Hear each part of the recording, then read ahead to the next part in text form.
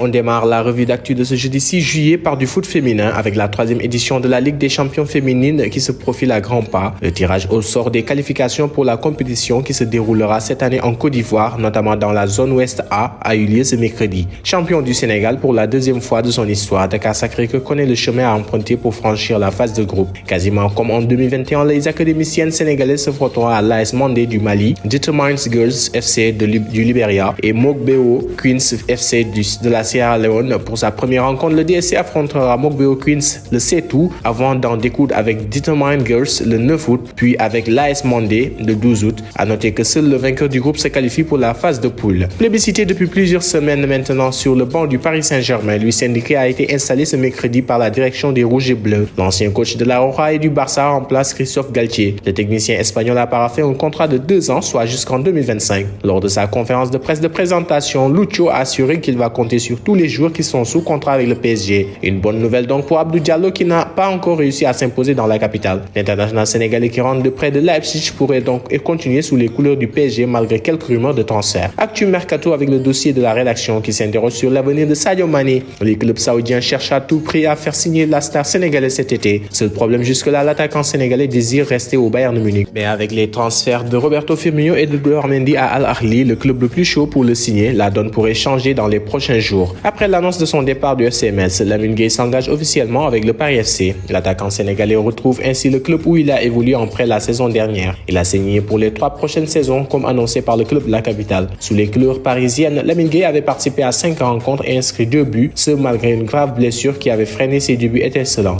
Il portera le numéro 26 comme indiqué plus tôt. En foot local, contraint de suspendre ses activités sportives durant plus de 2 semaines suite aux violentes manifestations qui ont secoué le pays, le Sénégal, quadruple champion d'Afrique en titre avec les différentes catégories, accuse un retard considérable par rapport au délai du 30 juin fixé par la Confédération africaine de football pour déléguer les clubs représentants de chaque fédération dans ses compétitions de clubs à l'instar de la Coupe de CAF et de la Ligue des champions. Dès lors, la question à savoir si le Sénégal manquera à nouveau à ces compétitions comme ce fut le cas lors de la précédente édition s'impose. Interrogé à ce sujet par la rédaction de Sport, le vice-président de la Ligue sénégalaise de football professionnel, Pape Momarlo, ne dramatise pas la situation malgré le retard de 3 journées en championnat et autant de tours pour la Coupe du Sénégal à combler. Les dirigeants rassurent que le Sénégal sera bel et bien représenté à ces jours et que les dispositions administratives vont être prises. En Coupe du Sénégal, Casa Sport, Guédiawaye était l'une des plus belles affiches de ses quarts de finale. Le tenant du titre faisait face au Crabe pour se rapprocher de son triplé historique. Mais pour ce match qui promettait un spectacle fou, Guédiawaye et Casa Sport se sont quittés à la fin du temps réglementaire par un score nul et vierge. C'est au tir au but que les deux formations se sont séparées. Finalement, GFC a remporté les tirs au but par 5-4 et se qualifie en demi-finale. Pour l'autre quart de finale du jour, Amitié FC s'est défait de Seneps Excellence sur le score de 2-0 pour le derby thiessois. La 3e affiche des quarts de finale se tiendra ce jeudi entre le Stade de Mbour et AST HLM de Dakar. Vendredi, AS Pikine et Diarra vont s'affronter pour gagner le dernier ticket des demi-finales face à Agel. Passons au basket avec le sélectionneur national Moustapha Gueye qui a fait ses premiers choix concernant la sélection féminine en lice pour l'Afrobasket 2023. Si le pivot Aïchandou reste dans la sélection U25 et A, Khadijatou Biguessar et Ndioma Kane vont évoluer dans l'antichambre des Lions. Madigen Sen et Aminata Fall ne poursuivront pas l'aventure. En même temps, la 9e édition des Jeux de la francophonie va démarrer le 28 juillet prochain à Kinshasa. Le directeur technique national a dévoilé la liste des 7 joueuses qui vont commencer la préparation. Cette sélection qui vient de voir le jour sera conduite par El Hadj Mamour Thiam Diop, assisté par Mbaye Samb et Raoul Toupane. Concernant le tournoi qualificatif aux Jeux Olympiques, le sélectionneur a convoqué des joueurs qui se sont illustrés avec les sélections U18 lors de l'Afrobasket ou de la Coupe du Monde U19 passée,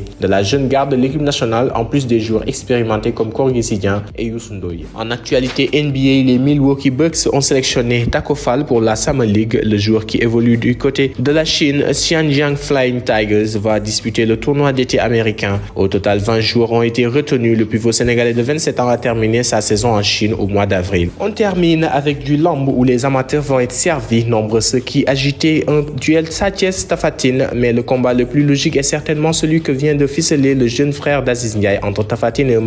Nous avons appris de nos confrères des arènes que Baye Ndiaye, qui n'a ménagé aucun effort, a réussi à décrocher le combat qui opposera le lutteur du Baol Mbolo au chef de file de Taïchingue. Voilà donc qui met fin à votre revue d'actu de ce jour. Rendez-vous demain pour un nouveau numéro sur usport.com. Le site numéro 1 du sport au Sénégal, usport.com, est maintenant disponible en version application mobile sur iOS et Android.